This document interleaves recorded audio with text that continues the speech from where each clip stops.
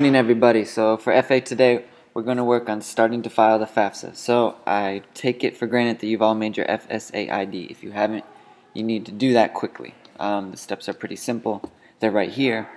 All you need is your social security number. If you don't know that already, we've got some serious problems. Let's say that you've done this already because we did it with our advisory last week, and so did Ms. Pope's class.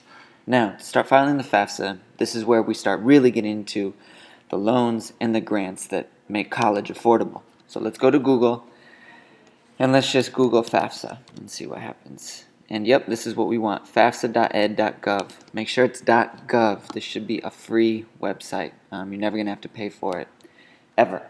And this is what your home screen should look like. We're not a returning user, so we're going to start a new FAFSA. The first thing it's going to ask me is to log in with my FSA ID. So I'm going to click here, put in my ID, and I've got a password memorizer, so it's a little bit easier for me.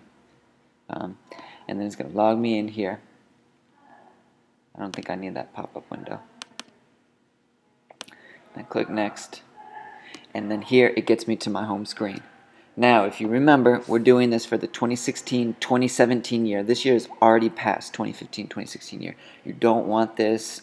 You're not going to do it. Pay attention. When are you attending college? Between July 1st and June 30th of this year and next year. Now, let's start a new FAFSA. And this is what we're going to do today. You're going to make your save key. Now, I've already made one. This is like a PIN number for an ATM or a credit debit card. And you will need to memorize this. Alright? So make sure you write this down. Your parents are going to need to know this same thing. And here we go. Now we're at the introductory page for the 2016-2017 FAFSA. There's a bunch of questions here, if you have them, that you can click on and get help with. But for now, I'm going to click next. Alright? Now, we're going to get student demographics, school selection, dependency status, and parent demographics done with today. We won't do the financial information because some of your parents haven't filed their taxes yet, and some of you haven't filed their taxes yet. That's fine. However, we can get these 4 sections taken care of.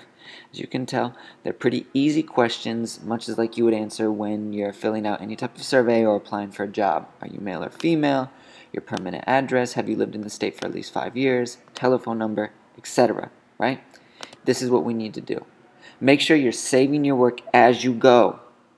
When you move from one screen to the next, if you don't click save, I can't guarantee that it will be saved. Plus, when you log out, you want to make sure that you can come back into the FAFSA and pick it up right where you started off. So, let's keep going with this. We can get all the way to parent demographics done. You will need to know some documents or some important facts. You will need to know your parents' birthdays, the date that they were married, your important information, and you always need to have your social security number memorized. Ms. Pope and I will be around to help you, but this is our goal for the end of the day. If you notice, it's on School Loop on our FA grade. So let's get this done. When you're done, raise your hand, send me a screenshot of it, Dropbox it, and we'll get this taken care of. All right? We need to get this FAFSA done. We have exactly 4 weeks before the priority deadline passes. We will not sleep on this. All right? Have a good class, everybody. When you're done with this, you can work on scholarships or portfolio.